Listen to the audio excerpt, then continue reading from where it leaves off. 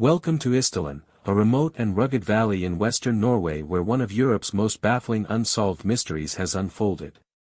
In 1970, the body of an unknown woman was discovered, sparking a 50-year-old enigma that continues to haunt investigators and captivate the public.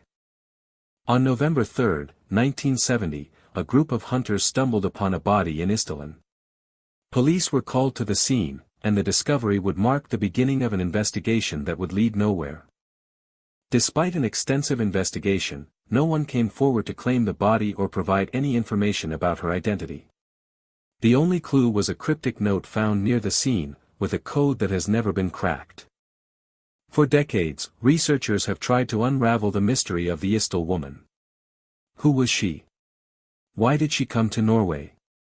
And what led to her tragic end in that remote valley?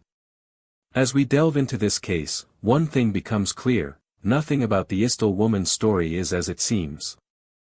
In October 1970, a Norwegian couple, Jens and Marit Strandli, reported finding a partially burned body near Isdal Lake. Police investigation revealed the victim was a woman, later dubbed the Isdal woman. Forensic analysis suggested she died from a combination of carbon monoxide poisoning and severe burns.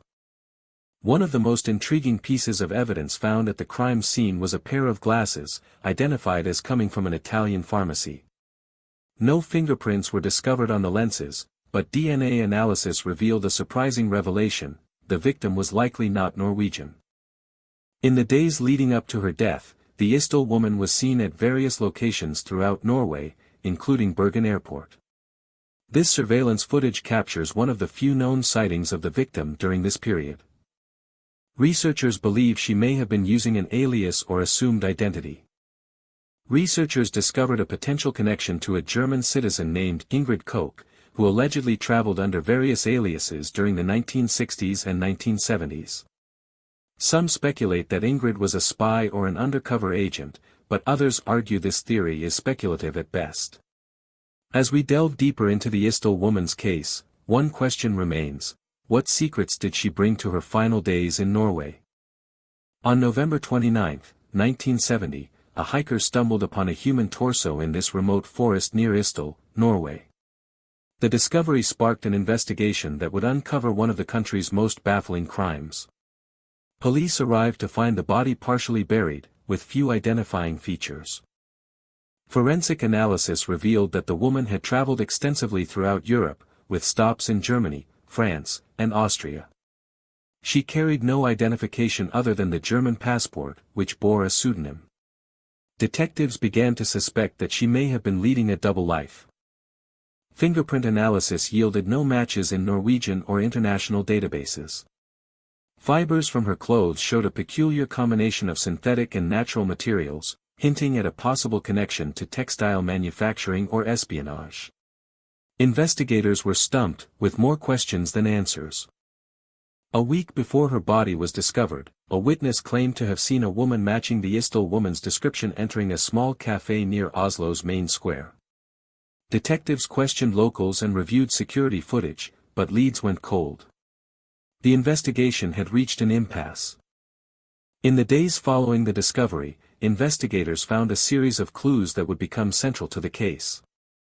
A pair of gloves was discovered near the body, with a torn seam and what appeared to be bloodstains. Was this a red herring, or a crucial piece of evidence? One of the most baffling aspects of the case was the series of cryptic notes found on the woman's body. R21 was one of several codes that would become a puzzle for investigators. Was this a reference to a specific location, or a coded message from an unknown sender? The Isdal woman had registered at this hotel under a false name, but investigators were able to piece together her movements before her death. A series of items found in her room suggested she was planning a trip or conducting surveillance. But where did she go? As investigators dug deeper, they began to formulate a theory about the Isdal woman's true identity. Was she a spy, or simply a victim of circumstance?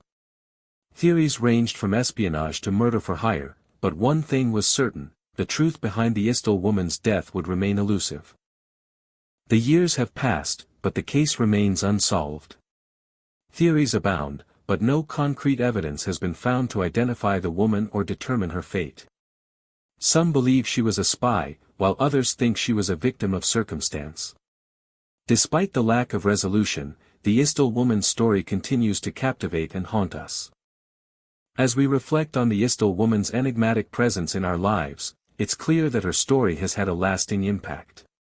She represents the complexities and mysteries of human experience, reminding us that some secrets may forever remain hidden. And yet, even without closure, her memory serves as a poignant reminder to cherish the truth and protect the dignity of those who have been silenced by history. As we bid farewell to this case, let us hold on to the words of the Norwegian poet, Tarjei Vesaas, "The darkness is not something that can be dispelled, but something that must be walked through."